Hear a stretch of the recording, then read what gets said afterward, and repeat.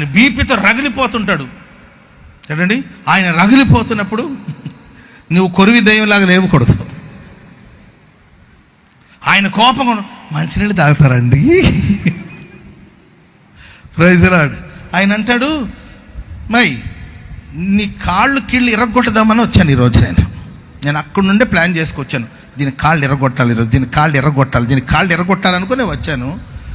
కానీ నన్ను మొత్తం మీద ఐస్ చేసేసావు అమ్మాయి నువ్వు. Praise lord.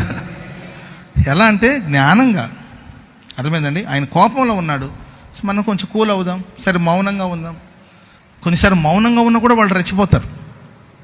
ఎందుకు మౌనంగా ఉన్నావు, మాట్లాడంటే మా పాస్టర్ గారు చెప్పారు మాట్లాడదని. మరి నన్ను ఎందుకు ఇన్వాల్వ్ చేయడం? మాట్లాడమన్నప్పుడు మాట్లాడండి, మంచిగా దయగలిగిన మాటలు మాట్లాడండి.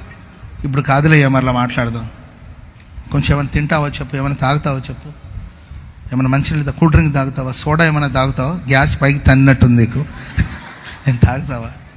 Praise lord. వివేకంగా నడుచుకోవాలి.